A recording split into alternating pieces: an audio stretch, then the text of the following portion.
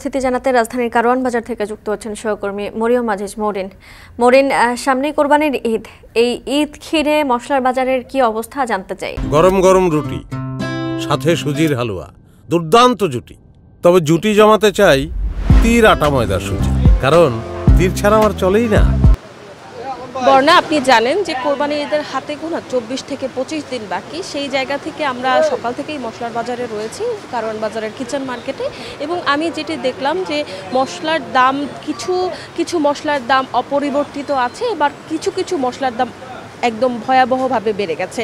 আমি যদি আপনাকে একটু জানাতে চাই যে ইন্ডিয়ান জিরা, যেটা গোটা জিরা, সেটা কেজিতে বিক্রি হচ্ছে 780 টাকা কেজিতে, এবং হলুদের গুঁড়ার প্যাকেটের কেজি বিক্রি হচ্ছে 600 টাকা, এবং খোলাটা বিক্রি হচ্ছে 360 টাকায়। এবং আপনাকে যেটি বলছিলাম যে ভয়াবহভাবে বেড়ে গেছে যেটির দাম, সেটি হচ্ছে লং এবং এলাচি।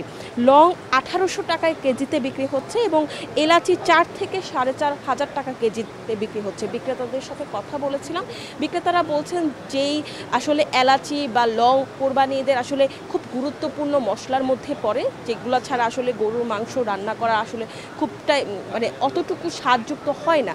সেই জায়গা থেকে যারা 50 গ্রাম কিন্তু তারা 25 গ্রাম কিনছে, যারা 100 গ্রাম কিন্তু তারা 50 গ্রাম কিনছে। তার মানে এলাচি, লং, এই মশলাগুলো ক্রেতাদের ক্রয় ক্ষমতার বাইরে চলে গেছে। এবং আপনাকে যদি আরেকটু বলি যে বাজারে ইন্ডিয়ান পেঁয়াজের সরবরাহ নেই বললেই চলে। সব দেশি পেঁয়াজের দাম কেজিতে বেড়েছে 5 টাকা, এখন বিক্রি হচ্ছে 75 টাকা কেজিতে, এবং রসুনের কেজি বিক্রি হচ্ছে 230 থেকে 240 টাকা কেজি, এবং আদা বিক্রি হচ্ছে 250 টাকা কেজিতে।